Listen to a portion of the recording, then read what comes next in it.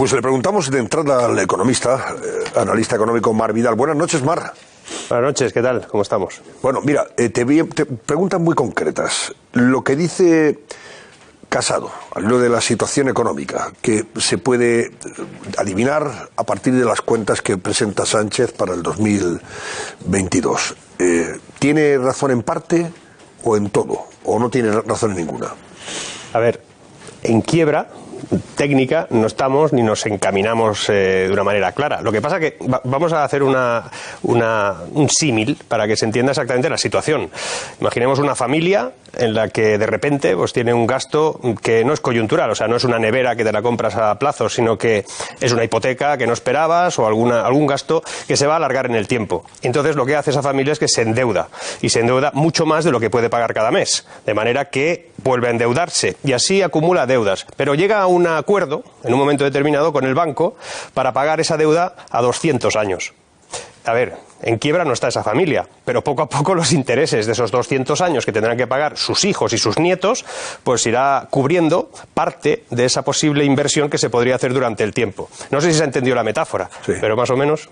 Bueno, no, por tanto, si Sánchez dice que España no está en bancarrota, bueno, es verdad que en este momento no se puede hablar categóricamente de que esté en bancarrota. Otra cosa es que hayas decisiones que puedan propiciar una situación no deseada de la economía española, ¿no? Exacto. A ver, nos están hipotecando a un modo espectacular, y además es que no se plantea ninguna modificación sobre eso. Es decir, se han acumulado, y lo veremos, 55.000 millones de gasto estructural. Es decir, no es algo que puntualmente vamos a tener que saldar con deudas, sino que se van a quedar ahí, y que cuando además los fondos europeos dejen de venir, que dejarán de venir algún día, aunque vayan a venir en los próximos años, ¿qué vamos a hacer con todo eso? La capacidad de inversión que tendrá el Estado será será menor, y sobre todo la capacidad de gestionar el cambio de modelo económico que tendremos que ir ejecutando en los próximos 10 años, por ejemplo. Sobre el empleo, mira lo que decía hoy la ministra de Hacienda.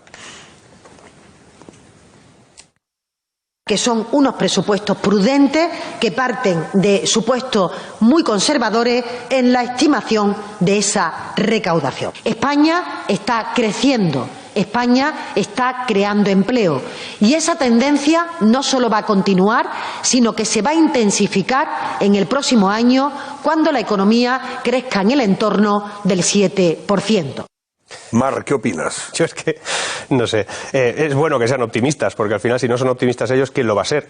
Pero vamos, no se acerca para nada a la realidad objetiva que tenemos delante. Primero, ya van varios informes que le dicen al gobierno que sus apreciaciones sobre la capacidad de crecimiento de este país normalmente falla.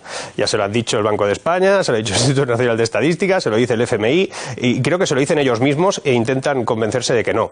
España no va a crecer ni mucho menos a lo que dice, y menos el año que viene, al 7%, y es más, no está, recuperando, repito, lo estamos rebotando, y ese rebote, que es un rebote lógico, además, se produce en menor intensidad que en otros países. Ya en el informe que hoy leíamos de la OCDE, por ejemplo, nos dice que somos los que menos nos vamos a recuperar, fundamentalmente porque somos los que más paro vamos a tener. Y eso de que se está creando empleo, hombre, hablar de creación de empleo cuando tienes todavía casi 300.000 personas en ERTE y otras 200.000 personas que tienen el cese de actividad como autónomos, pues es un poquito, como mínimo, de aurora boreal.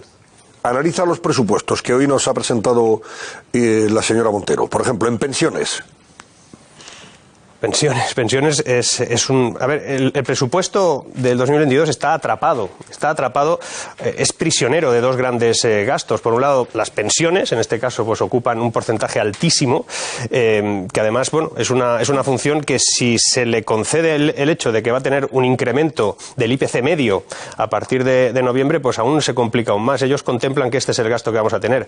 El problema que viene es que también estamos prisioneros de otras partes, ¿no?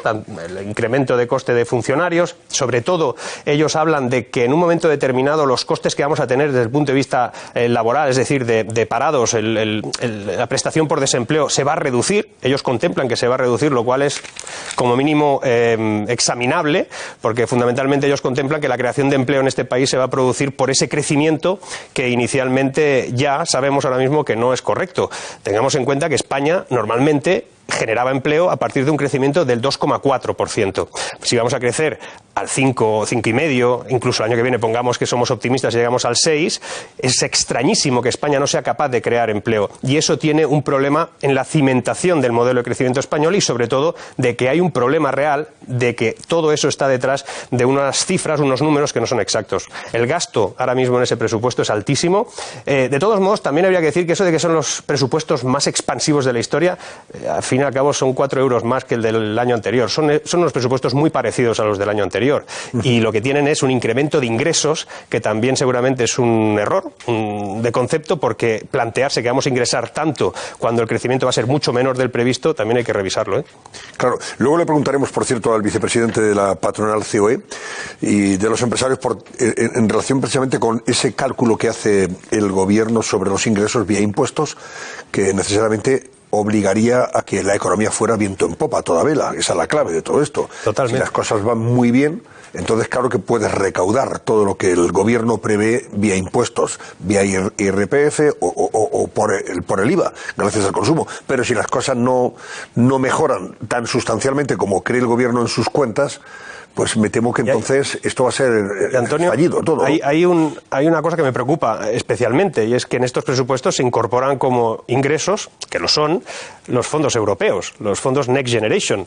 Y cuando la ministra habla de que estamos, o en esos presupuestos se refleja claramente que va a haber un cambio de modelo de crecimiento en este país, que son los presupuestos más verdes y digitales de la historia, y que todo eso se va a generar pues a partir de ese incremento, pues oye, pues no, si buscas bien en esos presupuestos no encuentras ningún cambio de modelo de crecimiento en ningún caso. Son los presupuestos prácticamente calcados a los del año pasado. No hay un cambio de modelo, no hay una modernización de la economía. Es una economía de escasa productividad que tenemos en este país, que eso lo vamos a pagar de forma cara, y que además, si esos 25.000, 30.000, es igual, los millones que vayan pudiendo calzarse desde Europa, porque ya sabemos que llegan con retraso y normalmente con menor cantidad de lo previsto, si ese dinero se va a utilizar para cosas que no son el modelo de crecimiento, sustituir el modelo de crecimiento, encima el asunto es peor. ¿Va a tener dificultades o va a encontrar un camino de rosas Sánchez para sacar adelante estas cuentas que la oposición desde luego ha rechazado ya? Estamos hablando del PP, de Vox y de Ciudadanos. El resto, bueno, pues me imagino que van a poner lógicamente los obstáculos suficientes como para decir, oye, me convencerás en función de lo que me des para apoyarlos. Sí, vamos a ver, Mar, el gobierno cree que va a recaudar 100.000 millones de euros vía IRPF, o sea, impuestos en definitiva de todos los ciudadanos, y a través del IVA 75.000 millones de euros. Esa es la parte del Leo para llegar a esa máxima recaudación de 232.000 millones de euros con los que haría frente a todo este gasto que incluyen las cuentas públicas. 13 de octubre, Sí. Lo grabamos. Ni una ni la otra. O sea, ¿tú crees que ni una ni otra lo cumple? No, primero... Coincides con Miguel Garrido entonces, el vicepresidente de los empresarios. Pero es que es muy simple. ¿Quién hace el IRPF y le toca pagar? Pues la clase media, incluso no tan media, las grandes compañías, grandes empresas, esas que dicen que van a buscarles por ahí en los rincones de los cajones para que paguen cualquier cosa. Ahí no está la gran cantidad de ese importe. El IRPF es un impuesto global de todas las clases medias y de la gente que va a tener que pagar más, y tendría que pagar más siempre y cuando pudiera, en este caso, ganar más, pero como no se va a ganar más porque ninguna de las condiciones se van a dar, pues menos ahí. O sea, no va a haber ese ingreso que ellos prevén, porque tampoco crecemos ni vamos a crecer al nivel que requiere para que eso suceda. Y la segunda, el IVA. El IVA tiene que ver con el consumo, es decir, tiene que ver con que vamos a consumir mucho más, de manera que ese IVA va a estar ahí circulando y el Estado pues podrá recaudar más. Bueno, pues tampoco. El consumo ha tenido un rebote por un ahorro en teoría que teníamos incorporado durante la crisis sanitaria, pero atención, muchas de las cifras que ya se habían dado de que, por ejemplo, en este último puente que acabamos de vivir íbamos a tener unas ocupaciones de unos porcentajes determinados, resulta que tenemos un porcentaje ya algo inferior de lo previsto, menos hostelería tal y como estaba previsto por las primeras proyecciones que se daban. Ha estado muy bien, por supuesto que ha estado muy bien, pero no hemos llegado a las cifras previstas, y no llegar a las cifras previstas significa que tampoco llegaremos a las cifras previstas de ingresos por IVA, por IRPF y por otras cosas, y ahí es donde viene el problema. Claro, y luego está, por ejemplo, el asunto del paro. Para que efectivamente pudiera darse el hecho de que pues se consiguieran esos 100.000 millones de euros vía IRPF, necesitamos que más gente trabaje. O sea, que más gente, gracias a su nómina, contribuya, evidentemente, con sus impuestos. ¿cuánto deberíamos bajar la tasa de desempleo? Ahora está en el 16% para conseguir que haya más gente trabajando, dado que los demás, los que estamos felizmente trabajando, no vamos a pagar más, ya pagamos lo que pagamos en función de lo que ganamos ahora, que es lo mismo que hemos pagado el año pasado.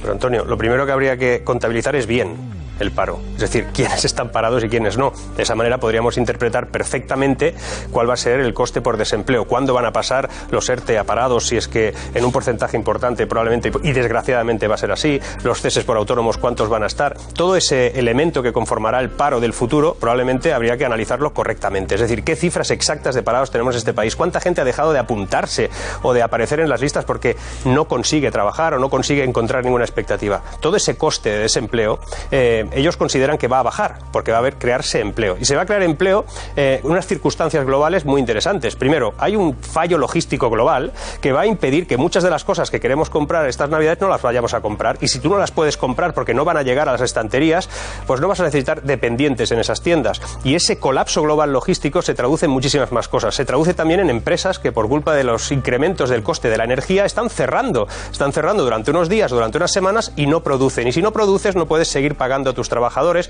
los dejas también en un ERTE o incluso algunas empresas entrarán en juego. En este país hay 130.000 empresas que según el Banco de España están en quiebra técnica y 700.000 empresas también según el Banco de España que tienen en estos momentos alguna cuota impagada o de la Seguridad Social o de sus obligaciones fiscales. Es decir, hay casi 1 millón de empresas en este país que tienen problemas para saber si el año que viene van a tener capacidad de generar algún tipo de empleo. O sea, plantearse que este país va a bajar el paro de esa manera y que eso va a costarnos menos y así tendremos más dinero para invertir, es sinceramente de que esta gente no ha trabajado en una empresa privada en su vida, no tienen ni idea de lo que supone subir persianas cuando te vas a trabajar, ni lo que supone tener a tu empresa en un momento de dificultad. No tienen ni idea y es sorprendente que esta gente esté al mando de esta historia. A ver, Anabel Díez, a que los pensionistas no reciban una compensación por la subida del IPC. Es verdad que la parte del león, la partida que se come el 37% de los presupuestos generales del Estado es el que se dedica a pensiones con esa subida del IPC. Pero hombre, yo creo que una oposición inteligente no va a hacer causa de este asunto, pero sí va a decir, oiga, yo no voy a tocar el dinero de los pensionistas, y menos la posibilidad de que suban y se incremente en función de la pérdida de poder adquisitivo, pero voy a recortar en otras cosas que consideramos que son, pues eso, desde el punto de vista electoral, bueno, pues imprescindibles. No sé, desde el tema de los bonos estos culturales a otras cosas que incluyen esos presupuestos. Estamos hablando del 37% nada más en tema de las pensiones, Mar. O sea, hasta el 100% hay un margen ahí para meter la tijera, ¿verdad?, en otras cosas. Claro, aquí hay que analizar dos cosas muy rápidas. Una es que el problema es donde estamos ahora, que tiene mucho que ver en cómo se ha gestionado estos últimos 18 meses las cosas. Es decir, al final dices, bueno, es que ¿qué alternativas hay? Bueno, es que tenemos un problema, es que se ha estrechado el asunto. En este país no ha habido ayudas directas a las empresas. Las empresas están en una situación complicadísima que se va a complicar más a medida que se vayan, por ejemplo, acabando las moratorias para presentar concurso de acreedores. Eso lo vamos a tener a partir de la primavera del año que viene. Y esto es porque se ha hecho mal. Y como se ha hecho mal, pues no tenemos tanto movimiento como si hubiéramos, o tanto margen de movimiento como teníamos si se hubiese hecho de otra manera. Si se hubiesen ayudado a las empresas directamente para salvaguardarlas en algún momento. Pero lo segundo, alternativas, claro que hay. La alternativa no es subirle impuestos a todo el mundo. En este caso es plantear unos presupuestos seguramente con menores ingresos, pero también con menores gastos, salvaguardando posiblemente pues las pensiones y alguna cosa más. Pero hay muchos gastos que seguramente se podrían revisar y muchos gastos que tienen que ver sobre todo con ese modelo que se tiene que cambiar, con un modelo productivo que se tiene que cambiar. Es que no hay ya posibilidades de mantener un modelo productivo como el de antes. Ese modelo productivo es ineficiente, es improductivo y tarde o temprano empezará a generar muy pocos ingresos a las arcas públicas. Muchas empresas de las que estamos hablando que se quieren ahora mismo reconducir son empresas que sin ese cambio total de modelo de crecimiento, lo que va a pasar es que esas empresas no van a ser viables. Ya lo decía hace un momento la persona de la COE, o sea, no van a ser viables y si no son viables no pagarán impuestos.